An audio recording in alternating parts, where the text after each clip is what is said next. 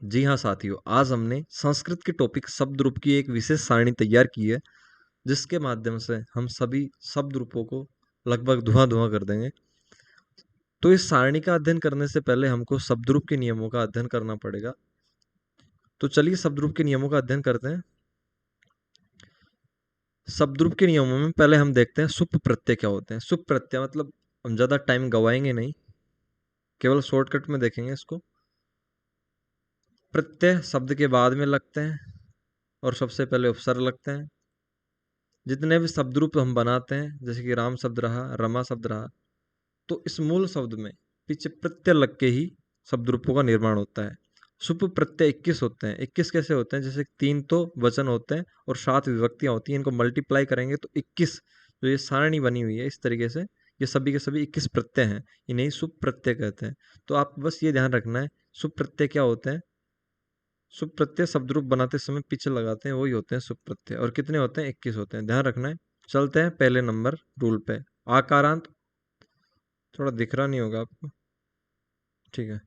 आकारांत और इकारांत, आकारांत और इकारांत, बड़ा आ और बड़ी ई, ठीक है। मतलब बड़ा आ क्या होता है? आई होता है वो तो। आ और बड़ी ई जिस शब्द के पीछे लगे हों उसमें विसर्ग नहीं लगाते। ये है प्रथमा के एक वचन का रूल, ठीक है।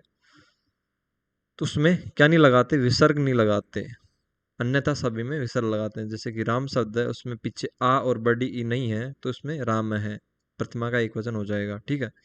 लेकिन जिनमें आ और ई हो उनमें पीछे क्या नहीं लगता? विसर्ग नहीं लगता, ठीक है। जैसे कि रमा नदी जन्नी में पीछे विसर्ग नहीं लगेगा, इनका एज रहेगा। प्रथमा का एक वचन, रमा का रमा, नदी का नदी, जन्नी का जन्नी। लेकिन इसमें कुछ अपवाद है, जैसे कि लक्ष्मी इसमें और श्री, इनमें बड़ी ई की मात्रा उसके बावजूद पीछे विसर्ग लगता है, ध्यान रखना है। अपवाद है, ये अपवाद इंपॉर्टेंट होते हैं। द्वितीय विभक्ति का एक वचन, जो कि दुनिया का सबसे सीधा रूल है, उसमें सीधा पीछे एम, मैं, जो हलंत वाला मैं है उसको जोड़ते हैं सीधा, और कुछ नहीं करना होता। जैसे नदी में नदीम, और रमा में रमाम, राम में रामम, ठीक है, राम में रामम, नदी रमा में रमाम, इस तरीके से नदी में नदीम, ठीक है। अब चलते हैं द्वितीय विभक्ति के बहुवचन पे। द्वितीय विभक्ति का बहुवचन मतलब ये वाला, ठीक है। हमने अभी देखा था द्वितीय विभक्ति का एक वचन, जो कि मैं जोड़ देते हैं इसके लास्ट में, ठीक है। तो द्वितीय विभक्ति के बहुवचन में ये पुल्लिंग और स्त्रीलिंग के अनुसार चलता है, ये वाला रूल। अगर पुल्लिंग शब्द है तो उसके पीछे की मात्रा को दीर्घ करके न जोड़ते हैं, और स्त्रीलिंग शब्द है तो उसके पीछे की मात्रा को दीर्घ करके क्या जोड़ते हैं? उसमें विसर्ग जोड़ते हैं। जैसे कि पुल्लिंग शब्द है, उनमें ए को आ करके पीछे न जोड़ते हैं। जैसे राम में रामान, हरि में हरीन, ठीक है। जैसे कि यहाँ पे हरि में हरीन, गुरु, गुरु ऊ की मतलब जैसे कि गुरु का क्या लफड़ा रहता है, गुरु में जो ये रहता है यहाँ पे ऐसे इस तरीके से कर देते हैं, छोटा ऊ हो गया यहाँ पे। लेकिन इसमें र में ऐसे गुंडी बना देते हैं तो ये बड़ा ऊ हो जाता है, ठीक है, इस तरीके से, ठीक है। तो गुरु में र को ऊ को दीर्घ करके न जोड़ दे पीछे, यहाँ पे गुंडी वाला ऊ है, ठीक है। ऐसे इस तरीके से री को दीर्घ करते हैं तो री को ऐसे कर देते हैं, ठीक है। तो पित्र में री को दीर्घ करके न जोड़ दे, क्योंकि पित्र पुल्लिंग है, इसलिए पुल्लिंग वालों में पीछे न जुड़ता दीर्घ करके। स्त्रीलिंग वालों में क्या होता है? स्त्रीलिंग वालों में जैसे कि रमा में है आ पहले से ही दीर्घ है तो पीछे सीधा विसर्ग जुड़ेगा। जैसे मती में ई छोटा वाला है तो बड़ी ई करके विसर्ग जोड़ दिया। तो पुल्लिंग वालों में दीर्घ करके न जोड़ देते हैं और स्त्रीलिंग वालों में दीर्घ करके विसर्ग जोड़ देते हैं। यह है द्वितीय विभक्ति का बहुवचन का नियम, ठीक है। तृतीया, चतुर्थी और पंचमी के द्विवचन समान होते हैं, उनमें सीधा भ्याम जोड़ते हैं पीछे। अपवाद है, राम में सीधा भ्याम न जोड़ के बीच में आ जोड़ते हैं, रामाभ्याम जोड़ते हैं, ठीक है। तृतीया के बहुवचन में इन सभी शब्दों में भी जुड़ता है। जो तृतीया का बहुवचन है इनमें सभी शब्दों में, जैसे कि रमा भी ही तृतीया, ठीक है, नदी भी ही तृतीया, इस तरीके से। लेकिन अपवाद ये है, राम शब्द में इसमें बीच में आई जुड़ता है, ठीक है, रामई, मतलब पीछे आई जुड़ता है राम के बाद में, रामई और विसर्ग, ठीक है। बालक में भी बालकई और फिर विसर्ग, और सभी में भी जुड़ता है, राम शब्द और बालक के अलावा भी और पीछे विसर्ग, तो इस तरीके से विसर्ग जुड़ता है। अब चलते हैं चतुर्थी पंचमी विभक्ति के बहुवचन में। चतुर्थी पंचमी विभक्ति के बहुवचन में भय जुड़ता है और पीछे विसर्ग लगता है, दोनों में, दोनों समान होते हैं। देखो मैं बता देता हूँ आपको, जो द्विवचन होते हैं प्रथमा और द्वितीया के समान होते हैं। फिर तृतीया चतुर्थी पंचमी के द्विवचन समान होते हैं। फिर षष्ठी और सप्तमी के द्विवचन समान होते हैं।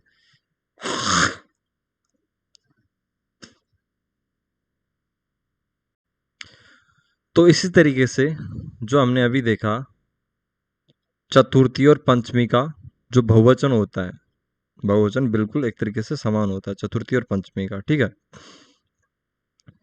तो चतुर्थी पंचमी के बहुवचन में पीछे भय जुड़ता है, उसके बाद में विसर्ग जुड़ता है। लेकिन यहाँ पे कुछ अपवाद है।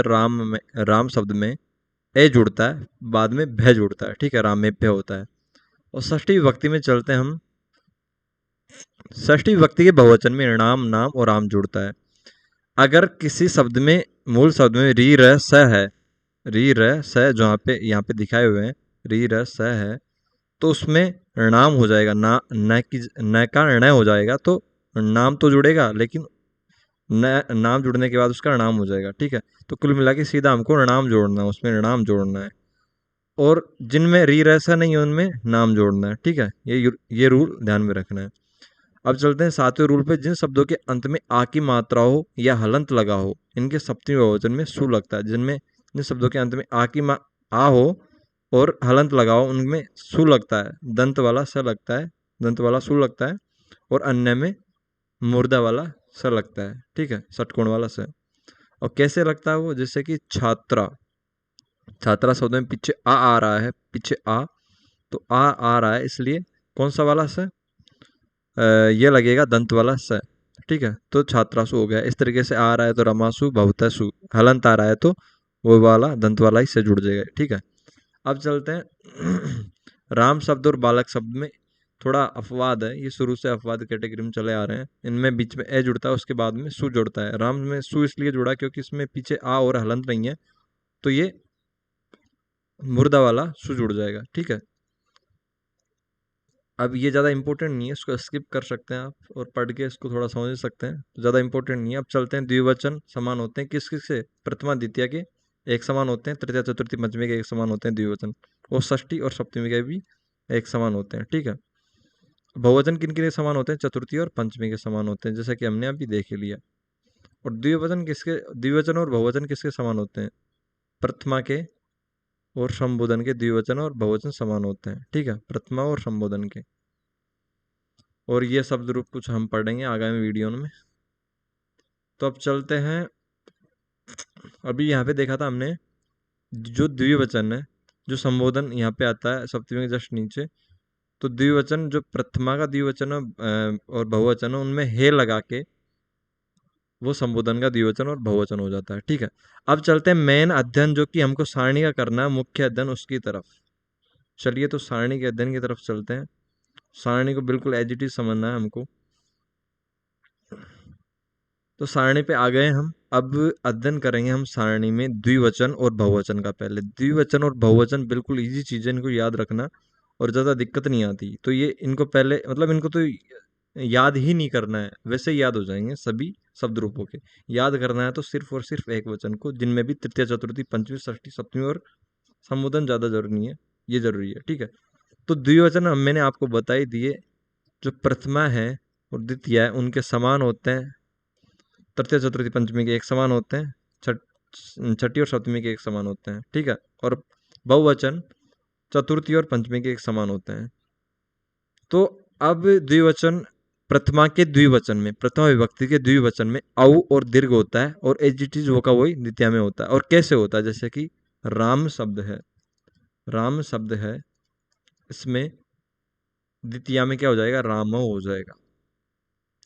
तो इस तरीके से जो शब्द राम शब्द है उसमें औ हो गया। और दीर्घ कहाँ पे होता है, जैसे कि जिनमें मात्रा होती है, ई की, ऊ की, इनमें दीर्घ होता है। जैसे कि हरि शब्द है, हरि में क्या होगा, हरि शब्द में मात्रा इसकी दीर्घ हो जाएगी, बड़ी ई हो जाएगी। गुरु शब्द में ऊ की जो छोटी मात्रा होती है, ठीक है, गुरु शब्द में उसमें क्या हो जाएगा, बड़ी।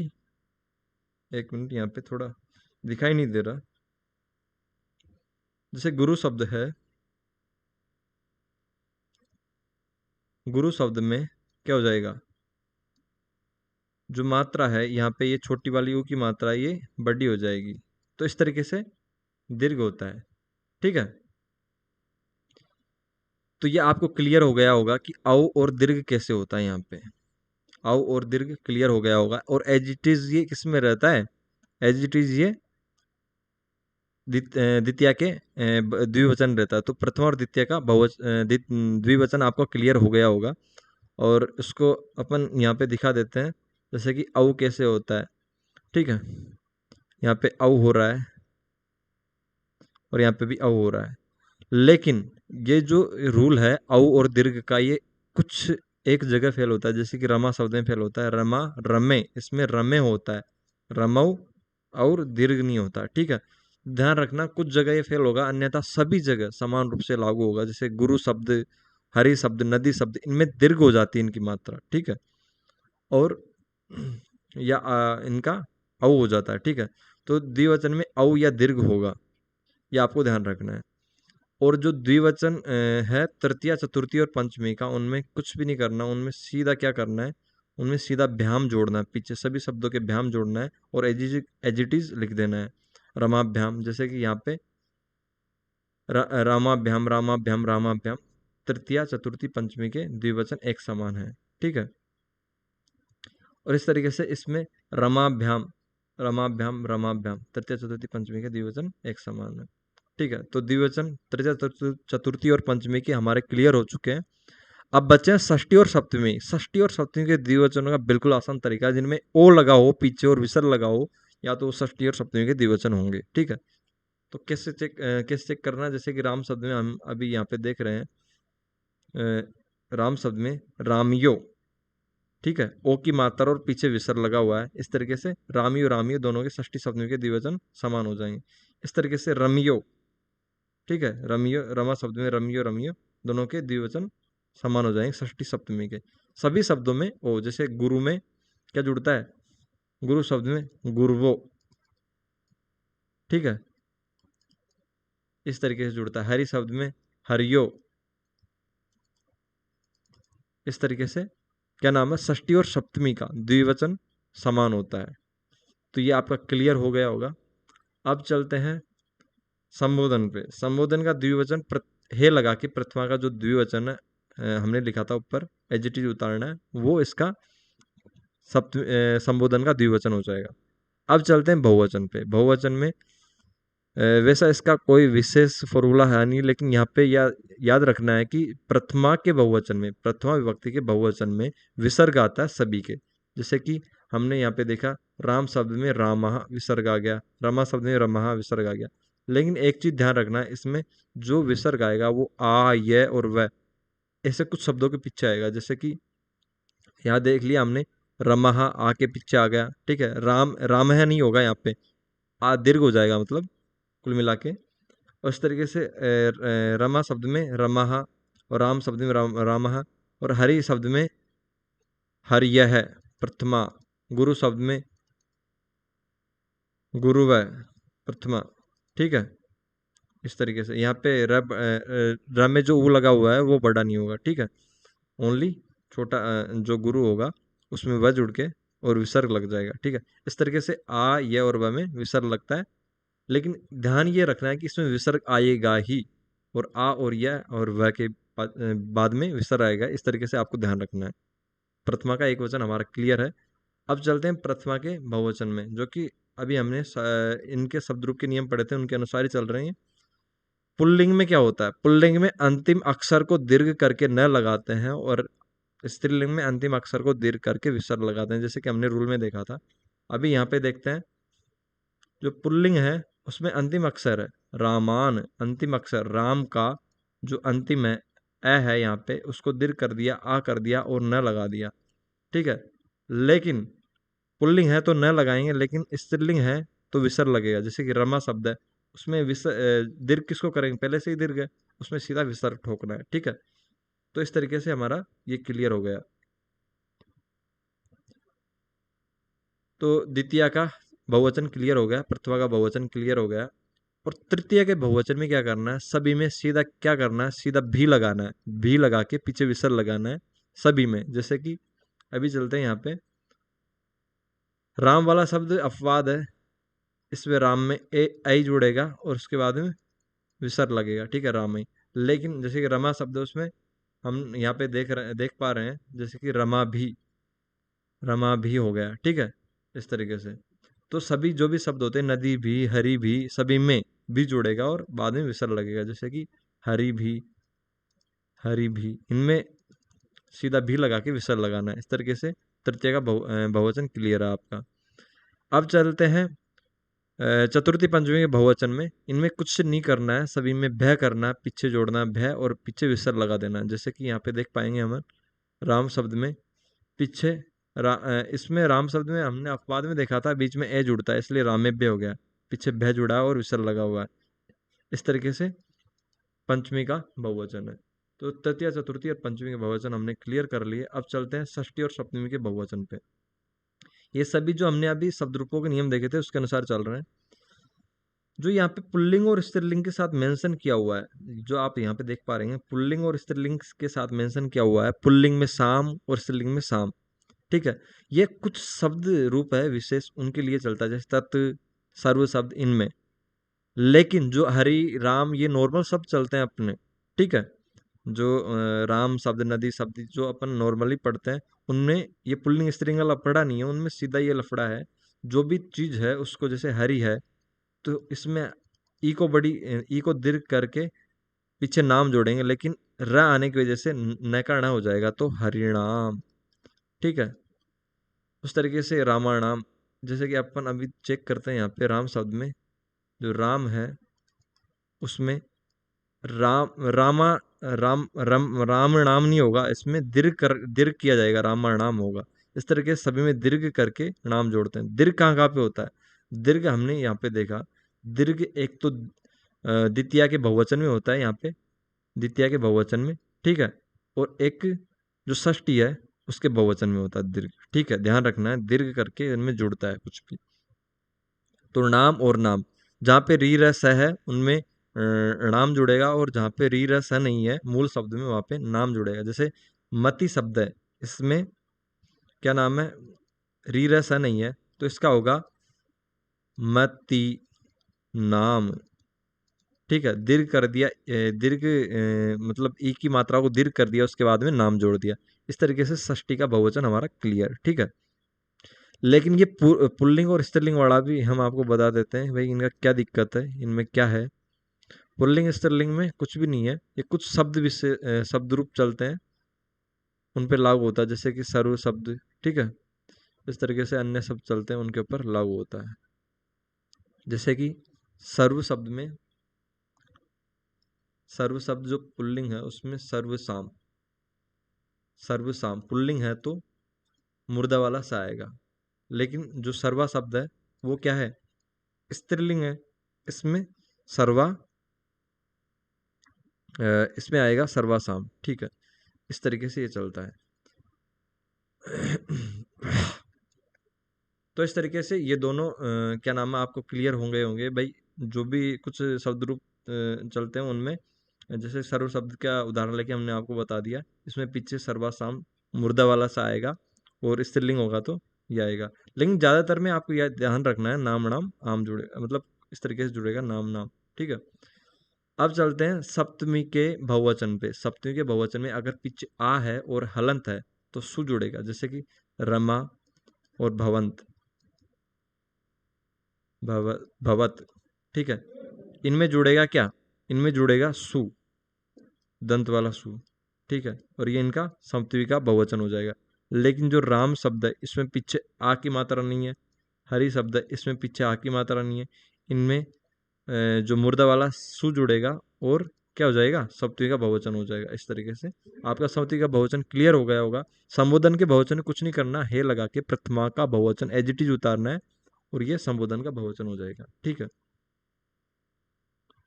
उसके बाद ये हमारे द्विवचन और बहुवचन क्लियर हो गए। अब चलते हैं एक वचन पे।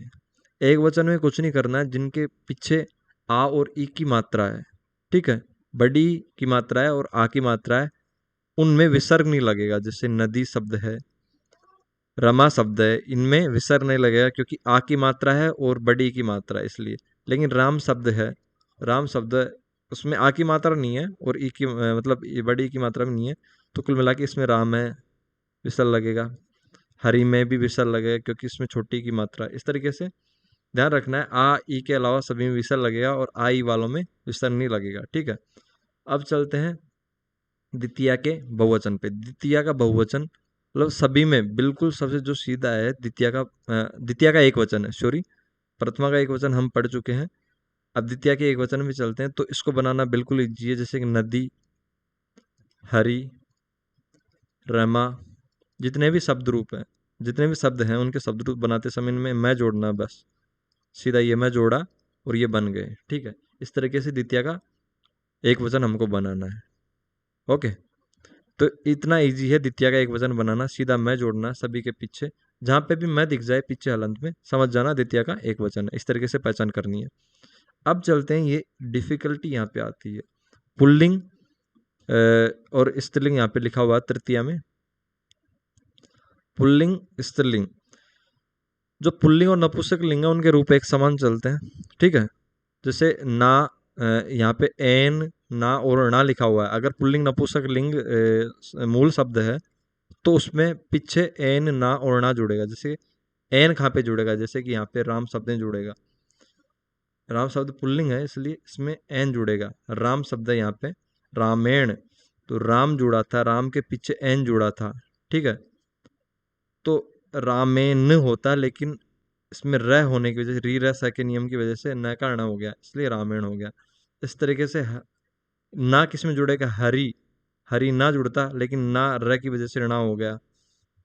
और ये आपको क्लियर हो गया होगा एन, ना और णा किस तरीके से आए हैं पुल्लिंग और नपुंसक लिंग के, पुल्लिंग और नपुंसक लिंग की वजह से तृतीया के एक वचन में। अब स्त्रीलिंग में क्या होता है, स्त्रीलिंग में जैसे कि रमा शब्द स्त्रीलिंग है, तो यहाँ पे देखिए आप रमिया, इसमें रमा शब्द में पीछे क्या जुड़ेगा, या जुड़ेगा। तो जहां पे भी आपको ये दिख जाए पीछे ना, एन, ना और ना, ना और ना मुख्य रूप से एन, ना, ना नहीं, ना और ना जहाँ पे दिख जाए मुख्य रूप से, वहां पे सीधा आपको ठोकना है तृतीया का एक वचन। ठीक है, और वो शब्द होगा पुल्लिंग या नपुंसकलिंग। ठीक है, और जहाँ पे या और वा दिख जाए पीछे, जैसे कि रमिया, नदिया, नदिया में ऐसे जुड़ेगा जैसे कि नदाहा। ठीक है, इस शब्द का थोड़ा लफड़ा है, वो अब थोड़ी देर बाद आप हमको मतलब हमारे द्वारा आपको बताया जाएगा क्या लफड़ा है इसमें। तो ये नदा है, इसमें अगर विसर्ग जोड़ देते हैं, विसर्ग जोड़ देते हैं तो ये षष्ठी और सप्तमी का एक वचन हो जाता है। ठीक है, ये लफड़ा है और कुछ भी नहीं है। और सिंगल आता है बिना विसर्ग के, तृतीया में कोई विसर्ग नहीं लगता है, ध्यान रखना है।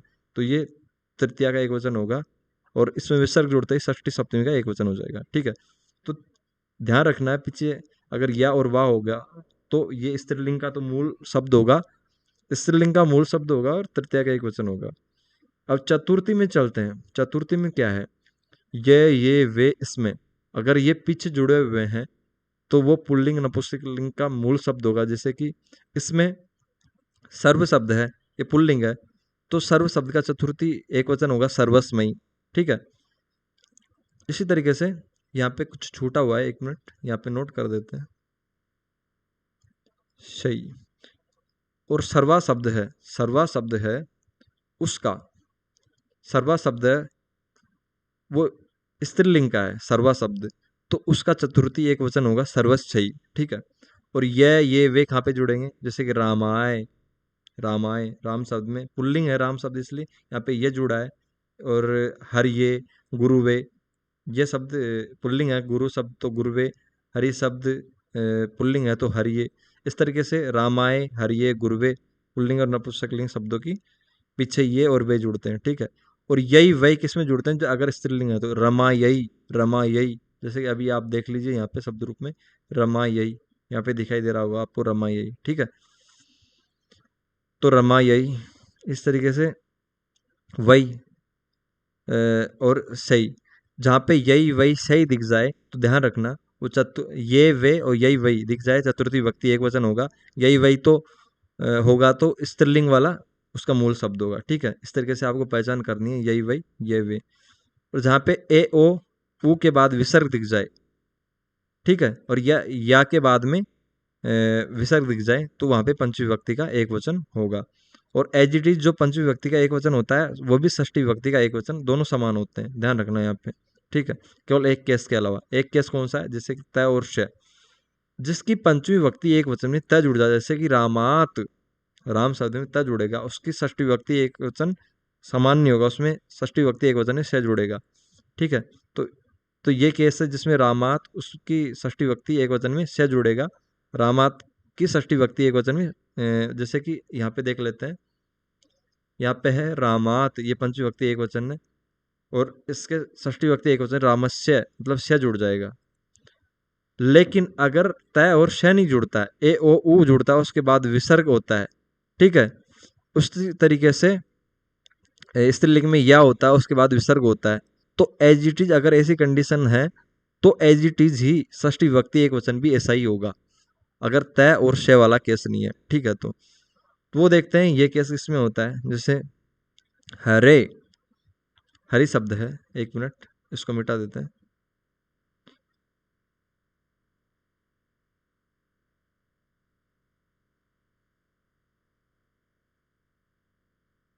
जैसे हरी शब्द है, ठीक है, तो हरी शब्द में हरे हे, ये इसकी पंचमी विभक्ति एक वचन हो जाएगा, इसमें ए जुड़ा है। ठीक है, और एज इट इज जो पंचमी विभक्ति एक वचन है उसका, ये इसका पंचमी विभक्ति एक वचन भी है और षष्ठी विभक्ति एक वचन भी है, क्योंकि हमने यहाँ पे दिखा रखा आपको ए ओ उ, उसके बाद विसर्ग, विसर्ग होना जरूरी है, और एज इट इज ही इसमें षष्ठी विभक्ति में होता है। और ये जो या लगा के विसर्ग है, ये स्त्रीलिंग के होता है, जैसे रमयाहा, रमयाहा। ठीक है, जैसे कि यहाँ पे आपको दिखाई देते हैं,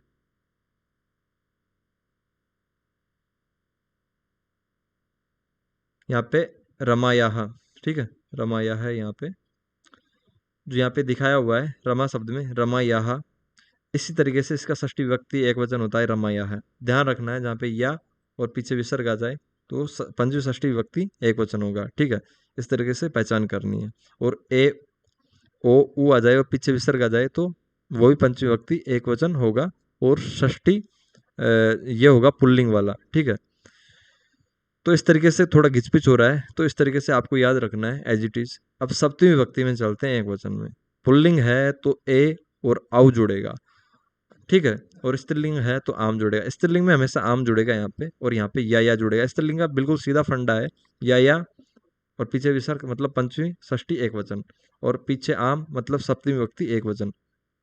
अब देखते हैं कैसे है ये।